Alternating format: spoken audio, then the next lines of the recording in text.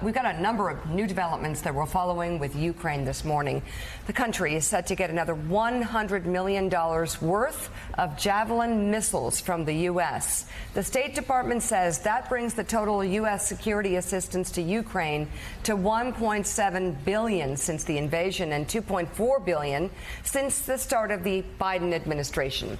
The Pentagon said yesterday the U.S. continues to train Ukrainians on some of the weapon systems it has supplied, but would not give details. The Biden administration also is said to announce new sanctions on Russia for the civilian massacre in Bucha, targeting financial institutions, Kremlin officials, and their family members. The package, taken in coordination with the EU and other G7 nations, also will ban new investment in Russia and state-owned enterprises. The White House says the sanctions target those who fund Vladimir Putin's war. Earlier this week, the Biden administration prevented Russia from withdrawing from American banks to pay its debt.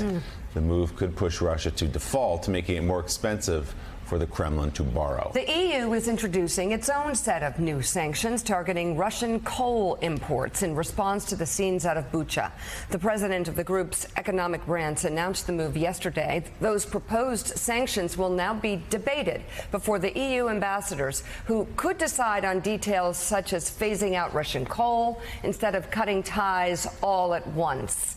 Ursula von der Leyen also says the group is working on more sanctions, including a possible ban on Russian oil. Meanwhile, Ukrainian President Volodymyr Zelensky is calling out the United Nations to its face. In a virtual speech to the group's Security Council yesterday, Zelensky issued a scathing rebuke of the UN, accusing it of failing to stop human rights violations in Ukraine and around the world.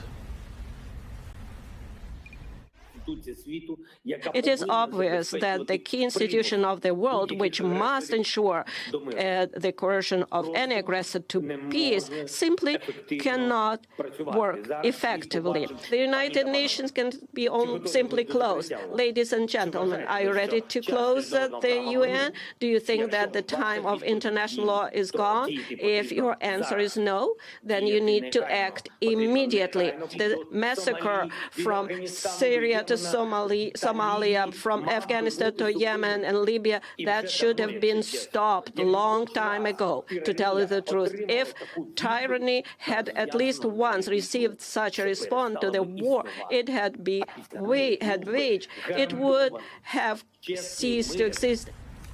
Just as he did in his address to Congress recently, Zelensky paused during the speech at the UN yesterday to show a graphic video displaying the horrors of Russia's invasion, also pointing out, Mika, the irony of Russia sitting on the Security Council and making decisions about its own invasion. There.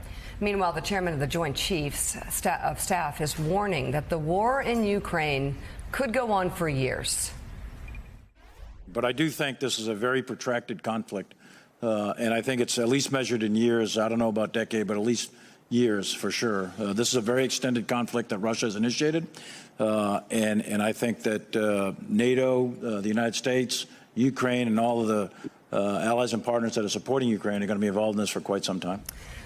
I feel like that's the key soundbite of the day yesterday, given the fact that this could start escalating and this could spin out of control beyond the borders of Ukraine. Yeah, so Admiral, let's talk about that. Obviously, I think like most Americans, like most freedom-loving people across the world, I know I want, I'm sure just like you, want to see as many weapons get into the hands of the Ukrainians as possible, as many powerful weapons so they can push the Russians back. When I start hearing language like that, though, I think about the Guns of August, Barbara Tuchman's classic. I think about us stumbling into something where, everybody rushes into war, cheering crowds across Europe, and then you have the Battle of the Somme, where 1 million men died in one battle. People keep seeing these images on television every night, thinking, well, things can't get worse. Things can get worse. Tactical nuclear weapons, chemical weapons, and I'm just curious, your thoughts.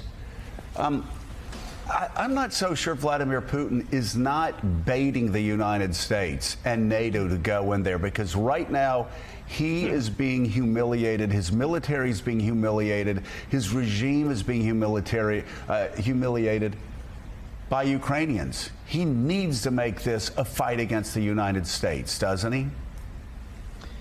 He does. Particularly, Joe, he's got a base to worry about inside Russia. And he will play to that base. We've seen that playbook in other places in the world, other authoritarian leaders.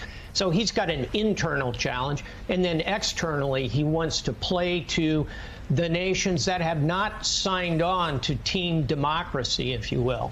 So China, India, for example, although a democracy, has not really condemned this invasion. So he's got two audiences he's working. And Joe, you're right to worry about the risk of escalation. And World War I is a pretty good example. A single assassin's bullet takes out Crown Prince of the Austro-Hungarian Empire in 1914. By 1918, the Austro-Hungarian Empire is gone. The Ottoman Empire is gone. The Russian Empire is gone. So big doors can swing on small hinges, and thus we ought to be concerned about escalation, certainly. But we cannot be frightened of our shadows here and say to ourselves, we're not going to lean in where appropriate. So the president has a kind of narrow sea to sail here. And I think the administration's done a pretty good job pushing the military equipment forward. We just talked about that. There's more they can do. We've talked about fighters, for example. We've talked about cyber. We can talk about anti-ship missiles to prevent an amphibious assault. There's more that can be done diplomatically. I think President Zelensky is right to push so hard in so many different fronts. And we need to address, as an international world, these war crimes that are unfolding in front of us. And then, again, economically, more work to do there. Sanction the oil. I think you need to look at sanctioning gas from Russia to Europe. That's under consideration. Sanctions on shipping, Russian shipping around the world. And then finally, it's all about the information, the videos, telling the story coherently, globally. All of those together, I think, are the plan. And I think we need to push hard on it, recognizing the risk of escalation that you pointed out up front.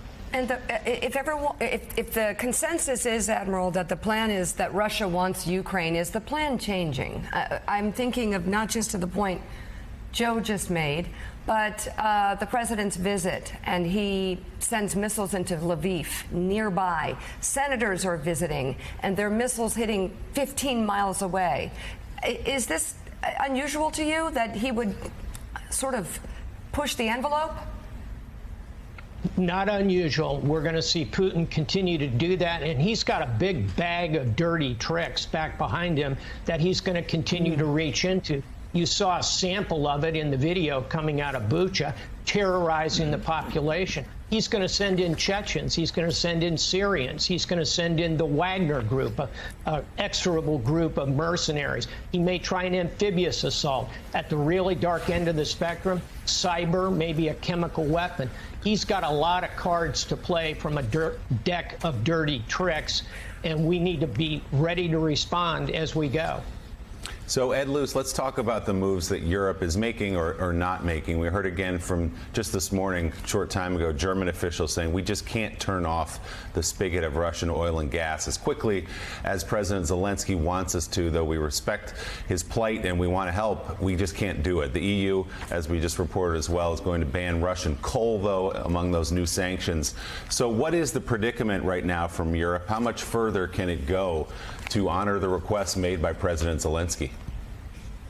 Well, one of the predicaments is that, I mean, if Germany shut off its gas supply, and it's gas that really matters, oil, is more liquid, more fungible, they can find replacements and they can phase that out much quicker. But gas, requires a whole sort of infrastructure of terminals and so forth. One of the consequences, if it was shut off now, is Germany would go into quite deep recession straight away. They are looking at the German German official position is shifting quite rapidly on this, and Italy, which is the other really huge gas importer in Europe, has shifted. It's now talking about a ban. So it's moving quicker than even a week ago you would have thought, and I'm sure the images from Bucha and other suburbs of Kyiv have driven that. But there is another really important obstacle to collective EU embargo on Russia, and that is Hungary. As you know, Viktor Orban has been returned to power, and the EU operates by unanimity. And Hungary is not only refusing to agree to sanction Russian gas, it's now agreeing to pay Russian gas in rubles, which helps the Russian currency and helps Putin. The Hungarian foreign minister summoned Ukraine's ambassador in for a dressing down today, saying, tell Zelensky to stop insulting our country, to stop insulting our leader. So we have a very serious problem here within NATO, within the EU, of a Putin essentially a Putin proxy attempting to stymie action. And I think that issue is going to come to a head in Europe. Europe's been turning a blind eye and ignoring Orban, tolerating him, and of course keeping the spigot of subsidies on for so many years. I suspect that's now going to really come to a head in this horrific war situation in which Hungary is acting really as the proxy for Putin. Hey, thanks so much for watching our YouTube channel. You can follow up on today's top stories and breaking news, or catch up on your favorite MSNBC shows all in one place. Download the NBC News app today.